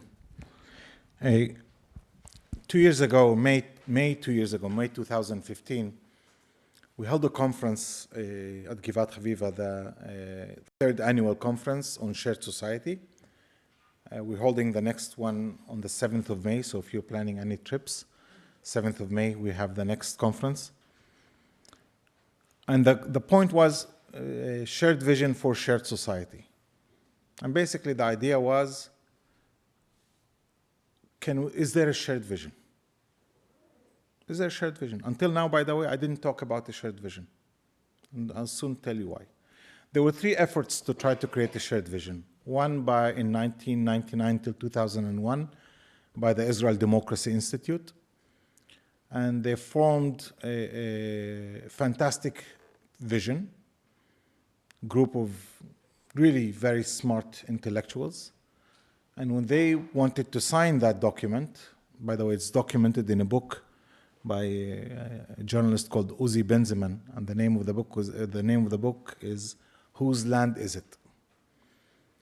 And when they came to sign the document that they created, in the ceremony, they simply refused to sign it. They said, okay, it's out there, but no one was willing to put their name behind it. Mainly because it was during the time of the Intifada, the Palestinian uprising. That's a regional context. You know, do we accept the Jewish nature? Is it contrary to the democratic nature? What's the right symbiosis and combination? How do they melt with each other, or one triumphs over the? Is it hierarchic relationship, or is it symbiotic relationship? Excuse my English. And the second effort was done by the New Israel Fund after 2006. There was something called the Future Vision Documents, 4 policy papers created by 4 Arab think tanks of how do they see the future of the state of Israel. And pretty much all of them eliminated the Jewish nature of Israel. Parallel to that, there was a discussion about Israel's constitution, and about 4 Jewish think tanks that were creating drafts for a constitution that did not see any role for the Arab citizens. And the 4 plus 4, the 8 vision documents, whether it's under the name of constitution or under the name of future vision, neither saw the other as significant at all. And all of them failed. So in 2013 till 2015, Tufts University hosted a group of 14 people, 7 Arabs, 7 Jews, and they did draft a document called Shared Vision for Shared Society. So I brought that document to our conference. I wanted to give it to test what's the response of the public for it. One of the key respondents was President Rivlin, Israel's current president. And he said, this is the most important matter on Israel's national agenda, and failing to deal with it properly, and he was directing his criticism to the government, failing to deal with this and neglecting it is what was the right word? Basically borders criminal negligence. It's very harsh.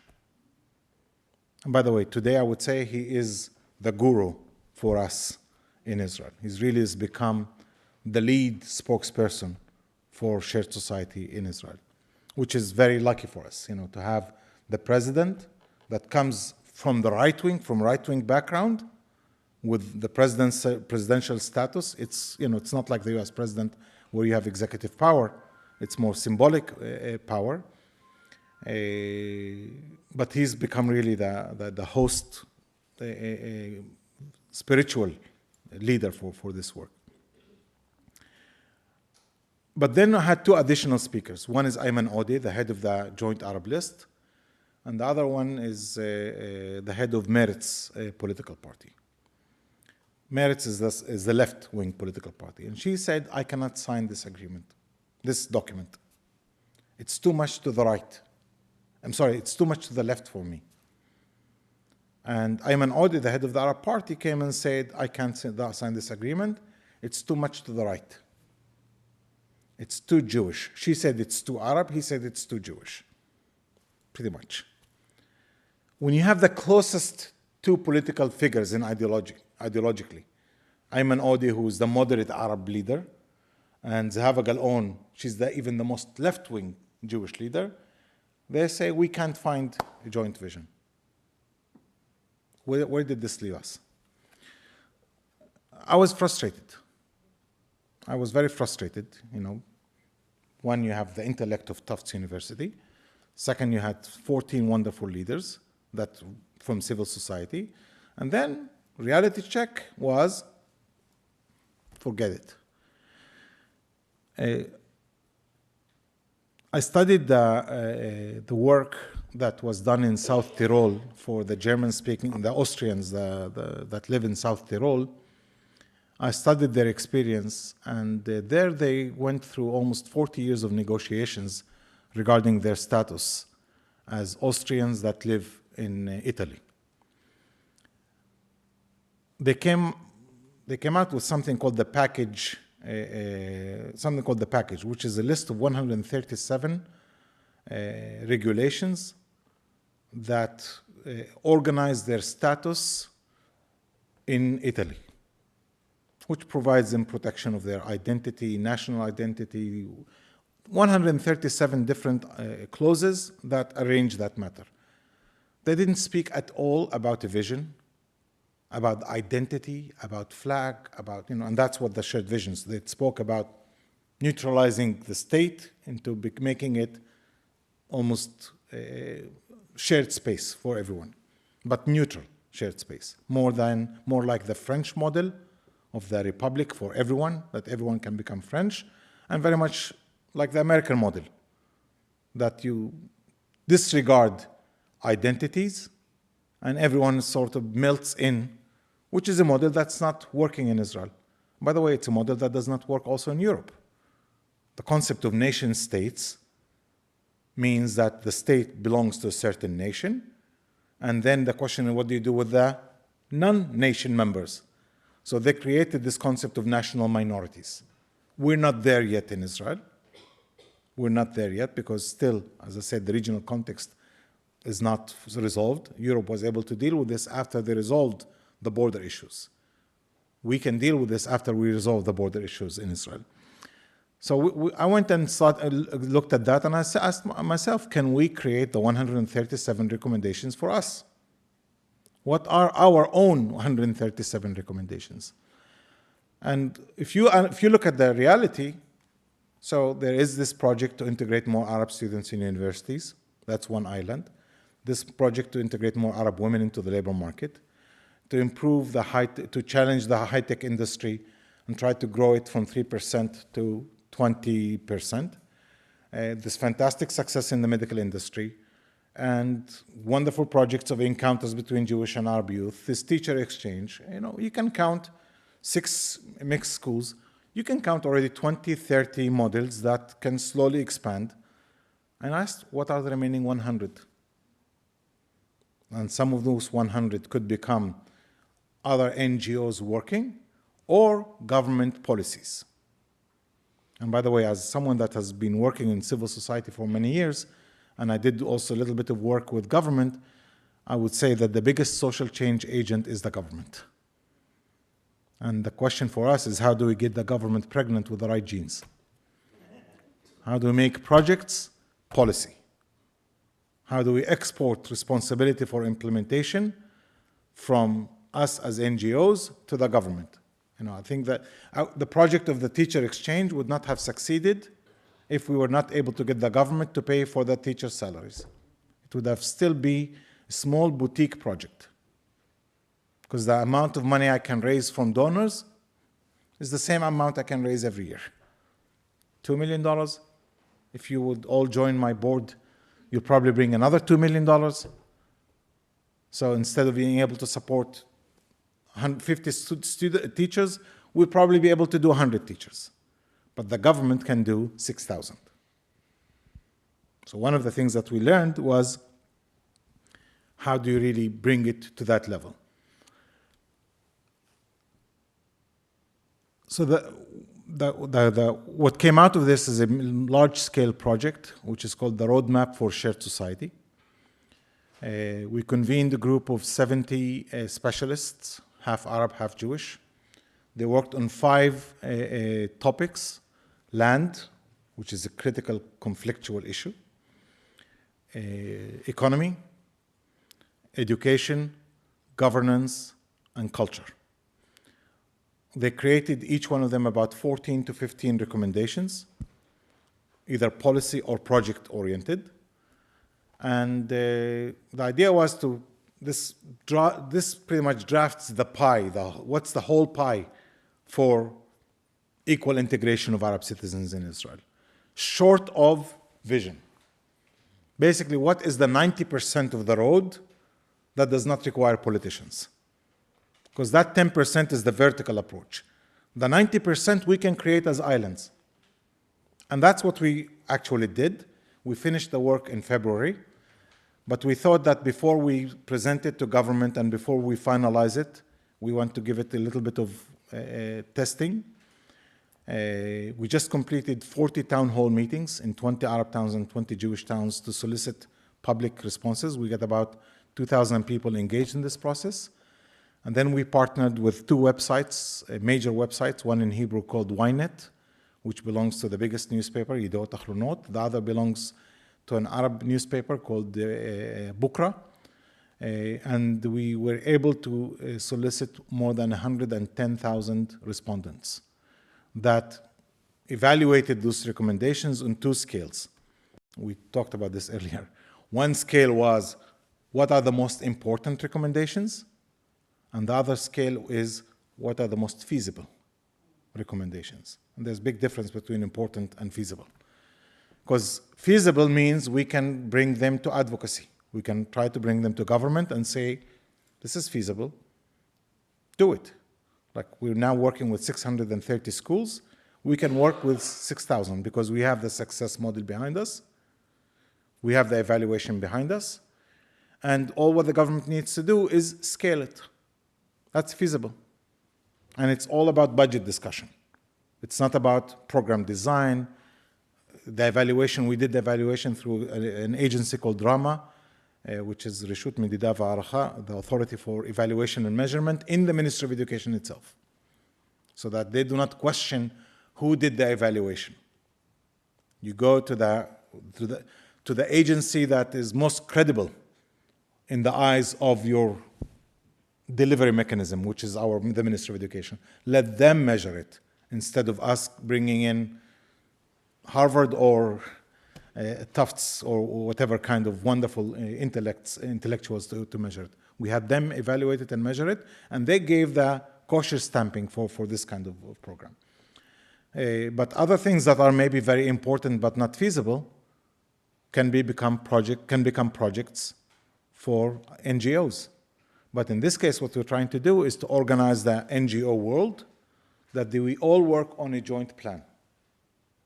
That we put together a pie, that when you take one project, you know where it fits with the other, which tries to force the NGOs to start work in some kind of coordination and not competing. Yes, we compete for the money, but we need to coordinate on the project level.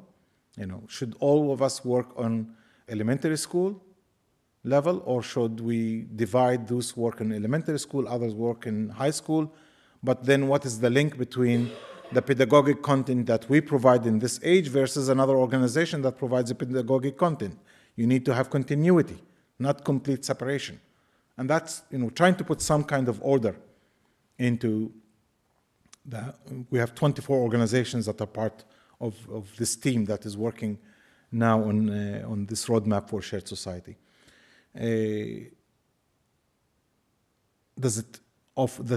there a guarantee that we'll succeed? No. There's no guarantee this will work.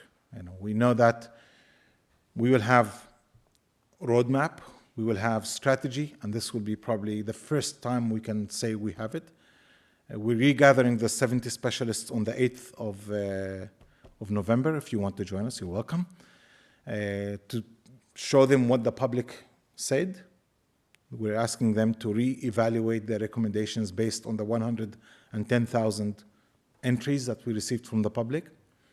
And towards the mid-December, we're handing it to the president in his residence, and he's going to also inviting some government officials, trying to give his support behind this kind of work.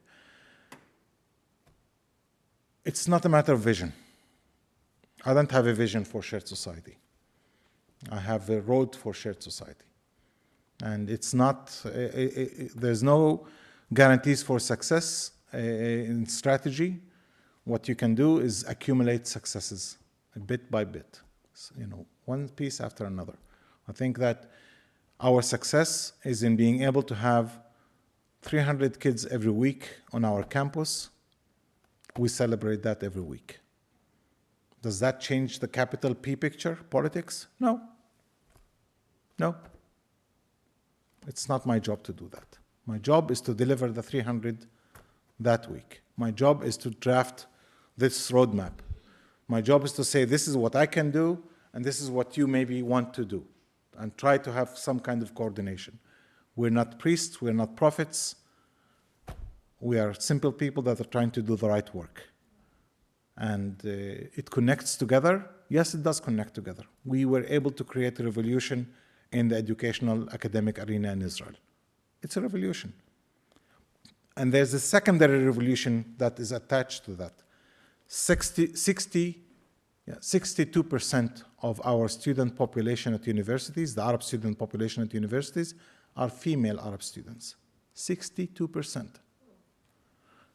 So out of this employment and Jewish Arab stuff, we created the revolution of the status of Arab women. It's happening. Those are women that are that will want to go to work afterwards. They're changing the social makeup of Arab society. They're increasing the divorce rate in the Arab community, which is completely something new we're going into. Divorce rate within marriages in the last decade is 25%. Divorce rate 20 years ago was 5%. But this is part of modernization. They go to university, they get jobs, they create independence, and they get divorced. 25% of them, not everyone. And it's not a must. Divorce is not a must. But that's part of the side effects that you accumulate along the way. Ultimately, I think this methodology or this approach of creating of islands of success, this is how most cultures worked. This is how change happens. Now, the question is, do you have strategy or do you just let it happen? Until now, we just let it happen. And today, we're trying to have strategy behind it. And that's how we try to move from projects into a movement. The work for shared society is to move to become a movement. It's exactly what happened to the civil rights movement in the 60s. You move from individual successes here and there, to create a mass that have a vested interest in making that change. Who is that mass? It's that company that hired my daughter. Once they see her quality, once she brings in 2, 3 other friends of her, that changes the culture of that company. You change the culture of another company, another company. That's how you accumulate success. It's not a revolution, it's a very slow revolution. But it is a revolution. It's slow, but it's a revolution. But the good thing about it, it's nonviolent. You accumulate successes every single day. There's little damage done, because sometimes revolutions, if they have a violent nature, they can also create damage, and it can take you many years to correct that damage if you widen the rift in society in order to create a change. But if you go to Herzliya today, a Jewish snobby town, and you do find Arab families sitting in Aroma Cafe there, and the Jewish residents of Herzliya are not just tolerating them, but sometimes even smiling to them because they think that's their doctor. It happens to be not a doctor, but they assume that it's the Arab elite that is coming to their turf, to their society, to their community. But all what it is, it's someone that has money that wanted to spend it. But that's how you create change. It's slow, but it's sure. I'm not sure how slow it is. We were 3.5% of the student population only 14 years ago, and we're 17.5% today. It's fast. It's really fast. But it's not over a 5-day revolution. It took us 14 years to get there. Probably in 14 years later, we will surplus our proportion in society. We're already doing it in certain topics. In important topics, such as in high tech, we are higher within the student population, not yet in the industry, but in the student population. But we are roaring as a revolution in high tech. It's a coming revolution. It's out there. So unfortunately, we're out of time, but I want to thank. I'm sorry, we're yeah. I promise a short answer. Okay. No, it's just a comment about, I thank you for this, because I kept going back and forth between what you're saying that happens over in Israel, and it seems like most of the projects that you're stating, and it's true, that it points to some unified state eventually, because the shared society, I think, how does that needs to evolve, I'm feeling, into something, and I don't, of a unified understanding that we are united around something, and the project does not result in a shared or unified understanding of a state or, of a country, you know what I'm saying? There's still division, because these are projects, and they're unifying people, but as a whole, who are we? As the unified shared people working together to accomplish something, whatever that is. But there's still this need to feel that I'm part of something that's larger than this. And connecting to the civil rights, because I've always gone back and forth, and you don't have to answer that, you can just, but you can't legislate attitudes and other things. We've created these opportunities for people to engage in work and everything. One of the things that I've noticed that in spite of the changes, people who have successfully been educated, etc., do not necessarily seem to assimilate into the social structure and hierarchy that exists. And sometimes the opportunities that have been presented does not get back to the communities in any concrete way to say that I have been educated, but I want to come back and make change in my community. They assimilate into that culture and goes into the new vision of the society or the social class that they've now, education has brought them into that place. And they create that new space for themselves. And there's not going back to effect change that has nurtured and helped them and prepared them for this place. And how we do it together regardless of recognizing that. You know where I'm coming from. I'll take you home. This is you asked what do we do in America. This is the discussion we'd like to have. I mean, I want to learn from what you've gone through, what you've seen, what you've experienced. We don't have a perfect model. We're learning the way ourselves. We don't have always the fantastic answers for every question. But we know that most Arab doctors come back and live in Arab towns and villages. And they are challenging the Arab educational system to become more super achieving.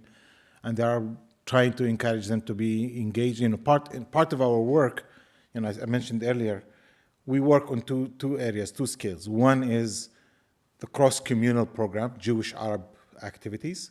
And the other programs are empowerment. Equality is not just a term, but empowerment programs. How do you empower Arab women to start attending to their own community? I mean, who can you empower to take political leadership or social leadership? Here's a failure island, not a success island, but a failure island. Arab women are 62% of the student population. But out of the municipal council members in all of the Arab towns and villages, there are 600 council members in all of the Arab towns and villages. There are only 11 women. So if you want to have modernization, there should be not 11, not 300, but most likely 400 Arab women in municipal leadership. Because municipal leadership breeds afterwards political leadership, moral leadership, economic leadership, modernization in the areas where we need to be in. So we are identifying not just the successes, but also the obstacles that we're having right now. Your point was not a question. It was more of a comment that I think is a directive for me and my friends and colleagues to focus on issues that we are not maybe conscious and aware of. But we are always looking for these directives. We're always trying to find what else can we do and how can we do it better and what should we be afraid of. There is a phenomena today that you go to the city of Nazareth. Next to the city of Nazareth, there is a Jewish town built, just one road separating them, called Nazareth Elite, Nazrat Elite. And Nazareth, the Arab city, was going through very harsh limitations on zoning plans and possibility to get permit to build a home. And mostly people that went to university and have a regular job that can qualify to get a loan from a bank, they went to buy homes in the nearby Jewish town. So how do we relate to that? As brain drain, that we're losing the highly qualified people that are leaving the Arab town and going to the Jewish town? Or the Jewish town was receiving it, looking at it as an attack. They're coming and changing the identity of the Jewish town. Or do you see it as an evolution for that something new that's happening? And there is something new. This Jewish town today has 30% Arab residents. 30%. And now they're facing a question, should street signs be also in Arabic? Should they have an Arab kindergarten? Should they have an Arab elementary school? Almost half of that Arab population is Christian. Should they have a church in a Jewish town, a mosque in a Jewish town? How should the Arabs celebrate Israel's Independence Day in that Jewish town when they think of it as Nakba, as a disaster for the Palestinian people? So yes, we are evolving in something else. The future Israel 100 years down the road is not going to be the current Israel. By the way, the future America 100 years down the road is not going to be the same America. So we shouldn't be afraid of change. I think what ultimately is going to develop inside Israel is something beyond the current Israel. Something which is more inclusive, something which is more accepting, something which is more legitimate. I think what the national identity of the state will ultimately become Israeli national identity and not just a Jewish national identity. Today, it behaves as Jewish national identity. And I think Israeli means that it's Jewish and it's Arab citizens at the same time. This is happening. It will continue to happen, not only in Israel, but everywhere else in the world. Do we channel it in the right direction, or do we channel it in the wrong direction? And I think our job has to be channeling it in the right direction and make it a faster process which can be celebrated instead of being painful process. Right. Thank you very much. Thank you. I have a couple of brochures here if you're interested. Yes, thank you again, Mohammed, and thank you everyone for joining us, and thank you to Harvard Divinity School for hosting us, and in particular, Reverend Dudley Rose. Always a pleasure. Thank you so much, Mohammed.